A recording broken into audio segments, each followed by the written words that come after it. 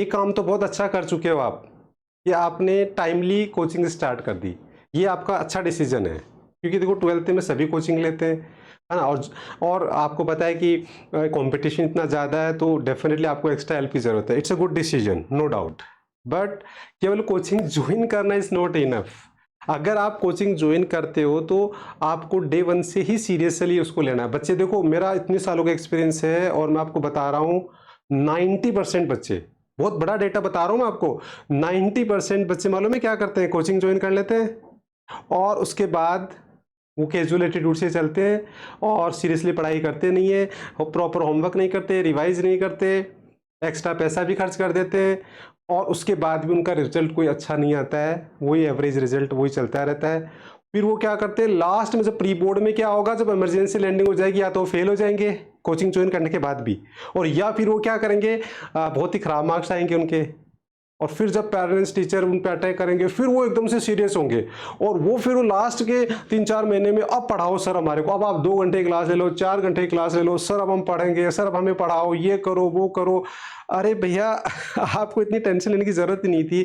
आपको बस daily basis पे छोटा सा काम करना था, बस पढ़ के आना था और जो होमवर्क दिया वो करना था। अब आपको चाहे एग्जाम के दिन भी आपको टेंशन नहीं होगी, एग्जाम से 2 दिन पहले भी आप आराम से सोएंगे, क्योंकि आपने तो टाइमली सब कुछ कर रखा है।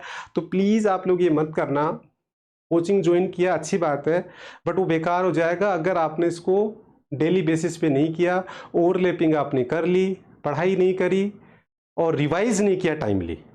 समझ में भी आ गया, आपने होमवर्क भी कर लिया, फिर भी जीरो हो जाओगे। बट उसको टाइमली रिवाइज भी करना है। टाइमली मतलब जैसे इनिशियली आपको वीकली रिवाइज करना होता है, फिर आपको क्या होगा, मंथली रिवाइज करना होगा। इस तरीके से आपको इसको टाइम टू टाइम क्या होता है, जस्ट रिकॉल करना होता है, क्योंकि ह्यूमन बीइंग की एक नेचर होता है कि हम किसी चीज़ से टच में नहीं रहते तो हम उसको भूल जाते हैं। जैसे हम फैमिली का गेट टुगेदर क्यों करते हैं, क्योंकि आपस में मिलते हैं तो एक दूसरे को पहचानते हैं, अदरवाइज हम मिलेंगे ही नहीं तो हम एक दूसरे को पहचान ही नहीं पाएंगे। तो इस तरीके से आपने अच्छे से पढ़ लिया, समझ लिया, होमवर्क कर लिया, सब कुछ सही कर लिया, बट जैसे संडे कोई छुट्टी आई, आपने क्या किया, सारे नोट्स लेके बैठे और उनको जस्ट क्या कर लिया, रिकॉल।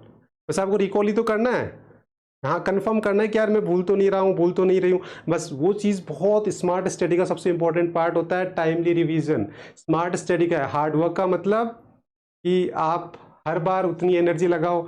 अभी आप स्मार्ट स्टडी कर लोगे, स्मार्ट स्टडी मतलब टाइमली रिवाइज करोगे, तो फिर आपको आप any time you are ready कि सर आप कभी भी हमारे एग्जाम ले लो, चाहे 10 चैप्टर हो चाहे 5 चैप्टर हो, क्योंकि आपको सब लाइव है, सब कुछ है, आपको सब आता है। तो इसलिए फिर आपको एग्जाम कभी प्रॉब्लम क्रिएट नहीं करेगा। Any time you are ready for the exam. तो ये ध्यान रखना आपको, ये चीज़ें बहुत इंपॉर्टेंट है, आप लोग इसको स्ट्रिक्टली फॉलो करना।